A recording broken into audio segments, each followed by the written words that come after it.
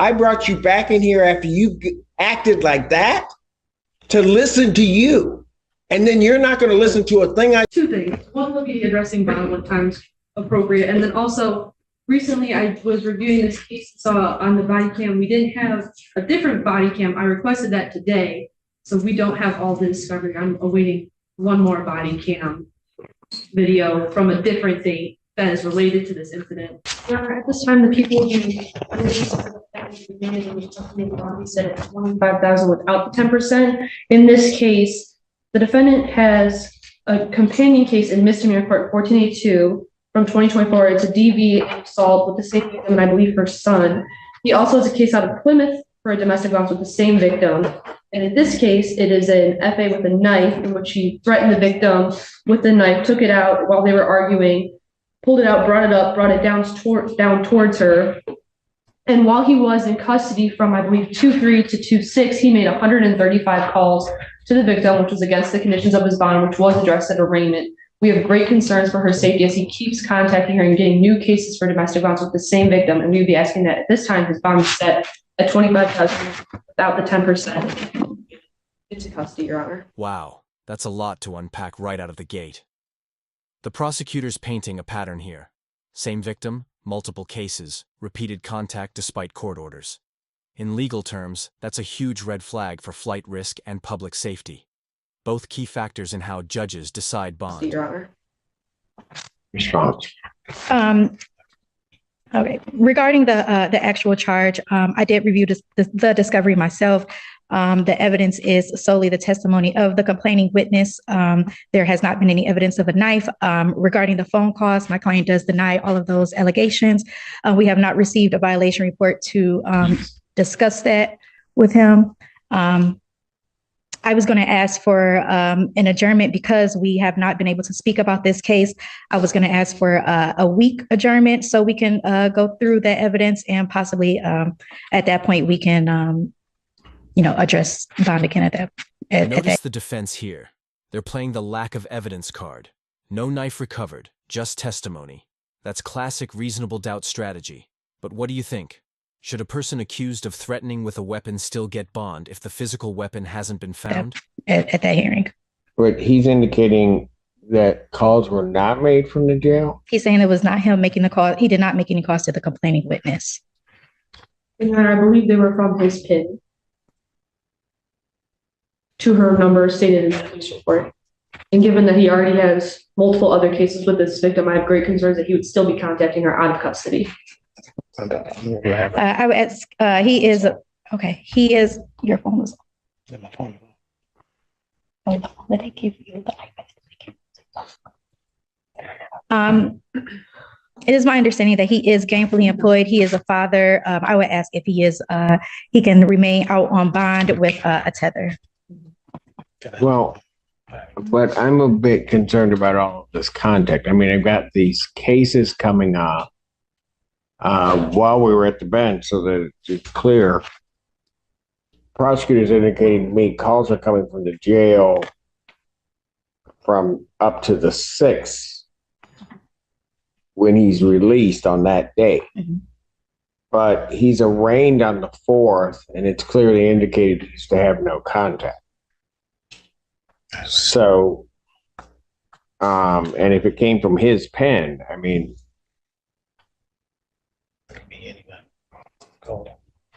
so I'll adjourn this to February 20th, 2025. And there's the key issue. No contact means no contact. But we're about to see how that simple rule gets completely tangled when emotions, relationships, and legal restrictions collide. Keep an eye on how this plays out next. 9 a.m. I'll adjourn it out 1 week.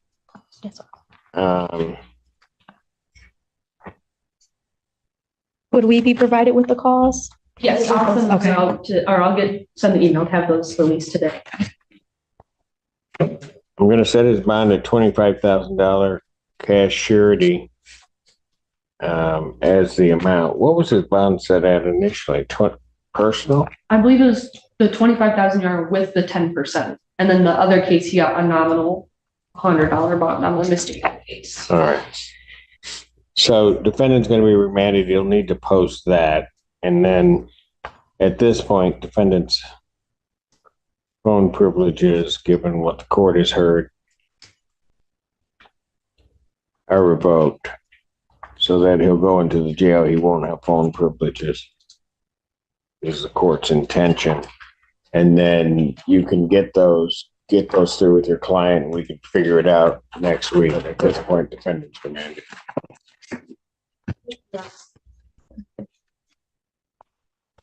Court does call the case People versus Brandon Carter. I'll recall the matter of the People versus Rashad Young. Alexander, on behalf of the people. Oh, there you are. Okay, I didn't know where you were at. It's like, Ashley Moulton on behalf of Mr. Young. yes, and Mr. Young, he was taken into custody, transported down. He is not here. I'm not bringing him back up only because my understanding is the alleged victim wanted to address the court. So if we could get her.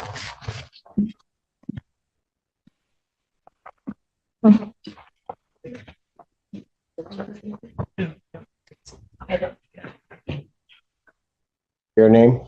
Tandiana Yates. All right. Ma'am, I'm going to let you know, if it weren't for the people in the prosecutor's office and counsel, I wouldn't be calling your case back up, and you probably would have been locked up. I'm just going to let you know because you don't come into the court that way, ever. Am I clear? The judge just set the tone immediately. You can almost feel the tension. When a judge opens by saying, "You'd be locked up if not for them," that's not small talk. That's a judicial warning shot. Am I clear? Yes. What did you want to tell the court, ma'am? Okay, first I want to say I fully apologize for coming in here like that. I was unaware. I'm sorry. I just want you to know with this whole case, instead of incarcerating somebody, Go ahead. y'all need to try to help him. I don't know if the prosecutor let you guys know, but he has a, yes, I'm sorry. You can talk. I don't want to overtalk you.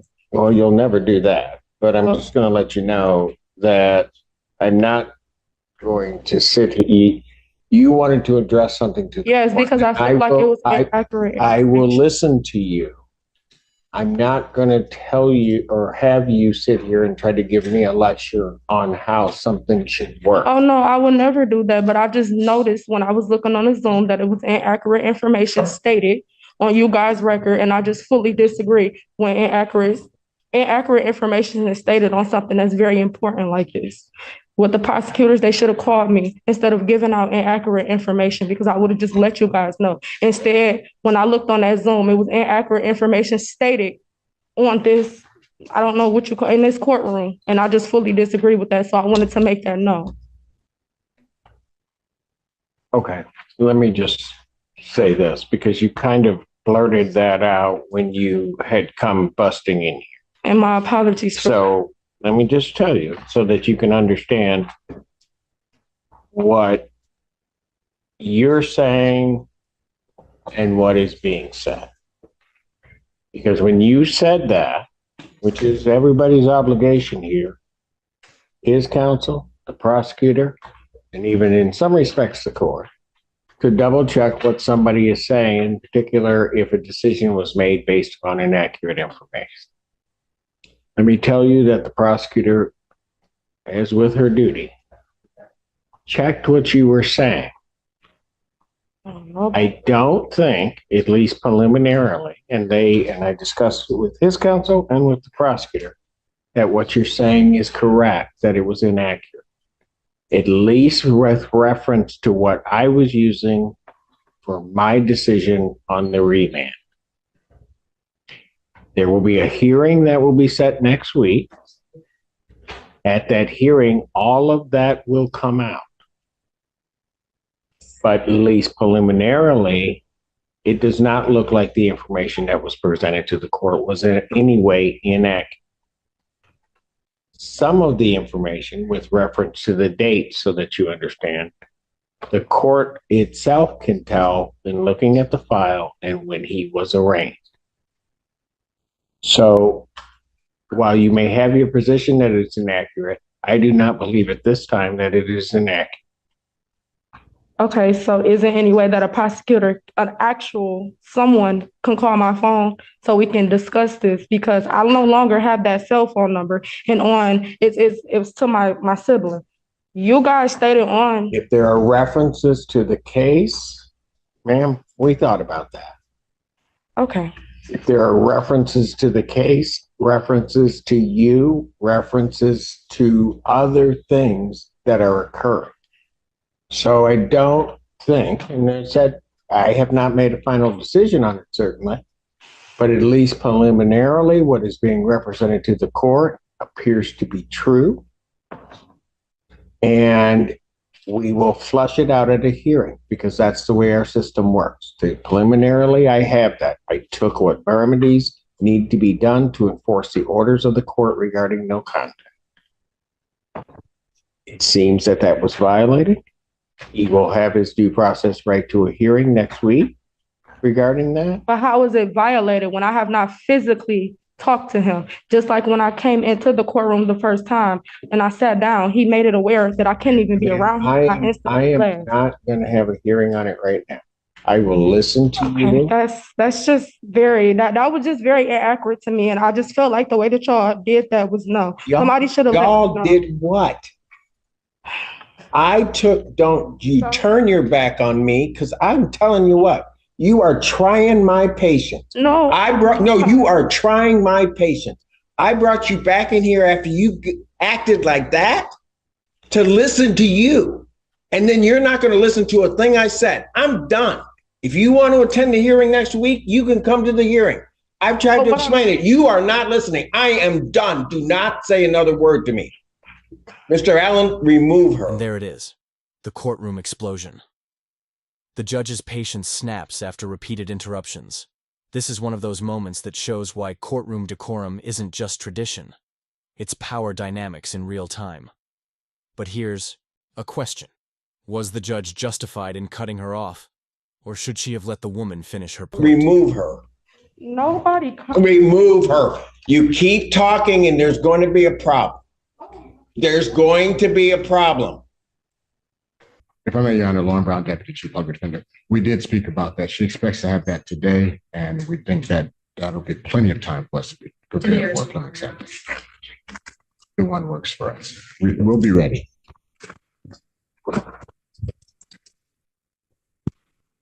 It's one body cam. I believe so, Your Honor. Okay. There won't be an adjournment of this proceeding if that's not available, but I'll set it. Will people have their witnesses available the 4th? We'll do our best, Your Honor. Preliminary examination in person, March 4th, 2025, 9 a.m. before Judge Perry. Continue. Oh, maybe not. Go ahead. I'm sorry. Your Honor, as you probably recall, last week we addressed this defendant's phone privileges. After those were revoked, he then continued to call the victim at a different number that we have under her name as well. He called her, I believe, 23 times. There were some under his own PIN, and then after the first day he was in custody, he started using other inmates' PINs to continue to contact the victim in this case. So we have great concerns still that he is still continuing to contact her against court orders. Your Honor, may we approach? Yes. All right. Record should reflect we had a bench conference in this case. Okay. Go ahead. Anything? Yeah, may I also address, our client has a job interview on the 24th of February and at 11 a.m. And we were wondering if you would able to either give a PR bond or a tether to allow him to go to the job interview. Well, here's part of the problem with this case, and I'll certainly let the people respond. This case came to my attention for various reasons. There was a hearing, really a hearing, but I heard from the alleged victim in the case.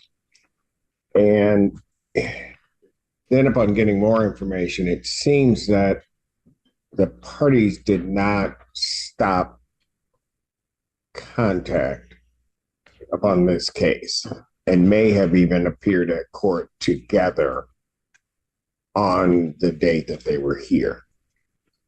further, the defendant got remanded in part because of phone conversations, then gets remanded this time and still can't follow the court's order. So I'm not going to change his bond. You can certainly have to prelim make the argument before Judge Perry, but I'm not changing anything regarding his bond. He'll just remain there, and his phone privileges are revoked, but he's still trying to have contact. So, motion for bond reduction denied. Got to follow the court's orders.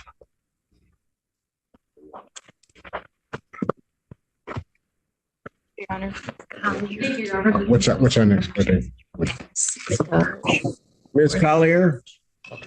Yes. Exactly. This hearing wasn't just about bond. It's about control, boundaries, and the ripple effects of repeated violations. Stick around, because the next session could reveal whether the court tightens its grip or finally gives this defendant one last chance.